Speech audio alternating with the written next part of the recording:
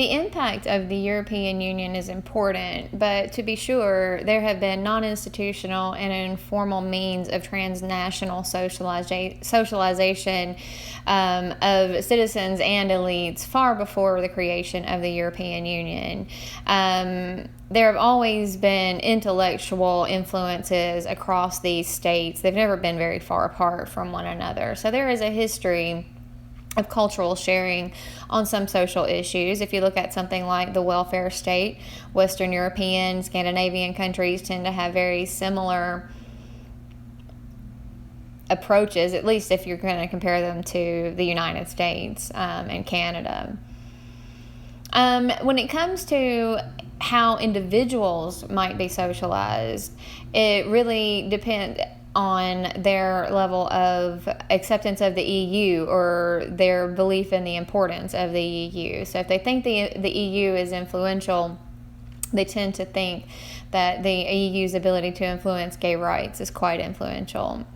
But the reality is that in practice, the European Union practices polite politics with its members. They tend to not be extremely shameful about any member's practices. They do rely on transnational associations to publicize reports and to create these indices that make public and international this knowledge of any country's individual record of human rights when it comes to LGBTQ persons. So that is important. But what's important is that the European Union, in terms of hard law, might be its most influential when a country is trying to gain acceptance into the European Union, because of the fact that it tends to not want to alienate any of its members. So in terms of producing compliance, it tends to err on the side of the carrot rather than the stick.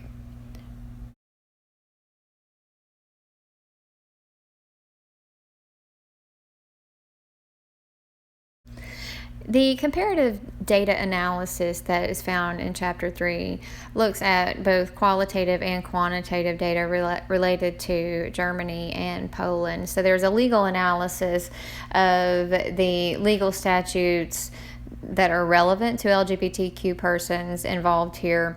Also, an organizational analysis that looks at the number and frequency of creation of social places for LGBTQ persons within both of these countries. And then also looks at qualitative interviews with people who were involved in both movements in Berlin and in Warsaw, Poland.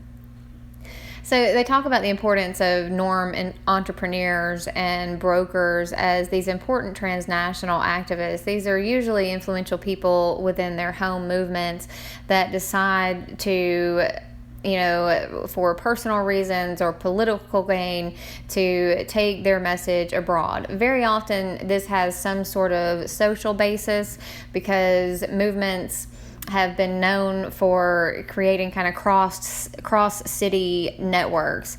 And in the case of Europe, it would not be uncommon for someone to get on a train in Poland and travel all the way to Berlin just for the purposes of going to a nightclub that is open to LGBT persons.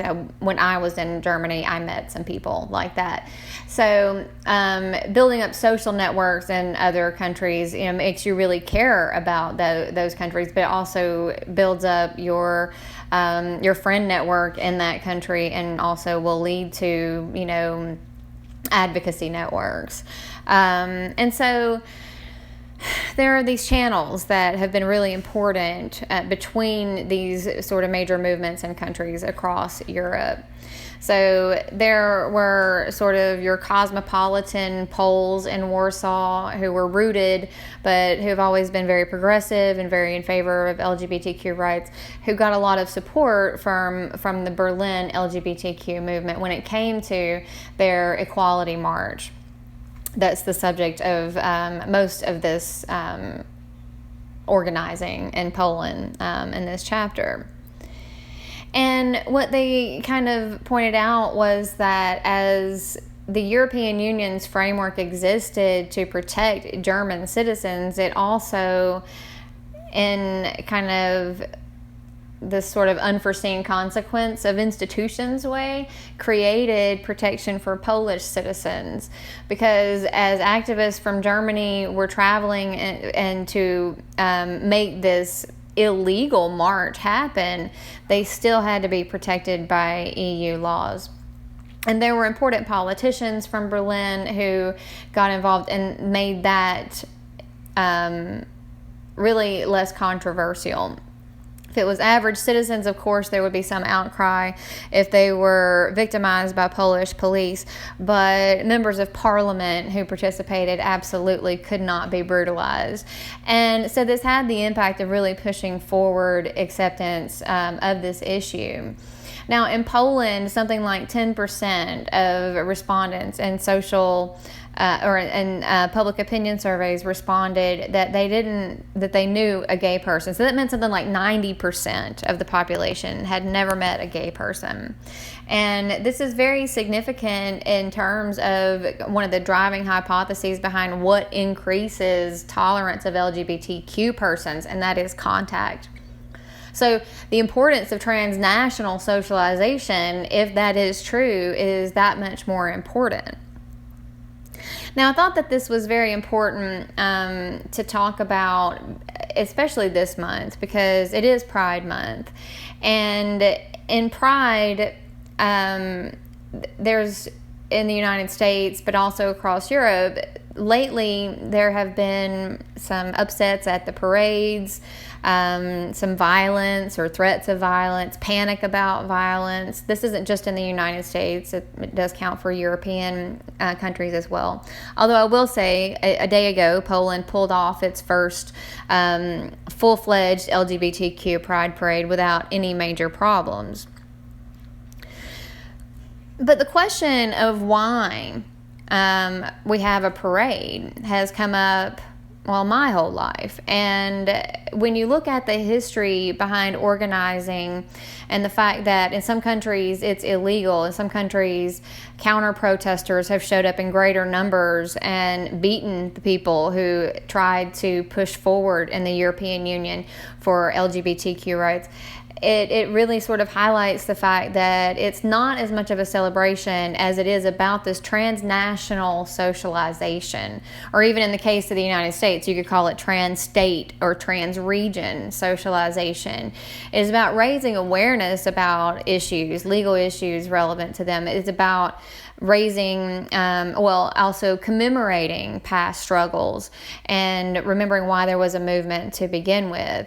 But the parades in and of themselves are political strategic movements and strategic events that have a lot of political implications and have been the jumping off point for a lot of movements and for furthering the movement.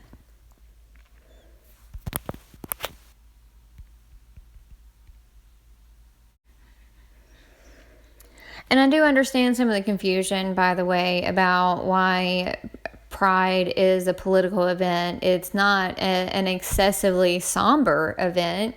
And the boas and the high heels and bikinis and kind of outrageous activities that you see at some pride parades might actually be deceptive, because in some ways it looks like just really this giant Mardi Gras kind of party. And of course it is that, right? And that's one of the things that gets a lot of criticism, is sort of the spectacle that it becomes. And I would point out that that is a particular form of politics. Feminist politics and LGBTQ politics have often ruffled feathers in this way by upsetting gender norms somehow.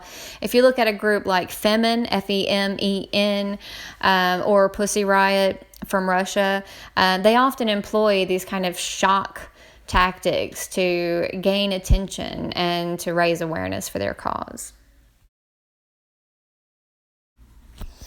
And I would say that there probably is some value, even though it makes people uncomfortable, and perhaps because it makes people uncomfortable.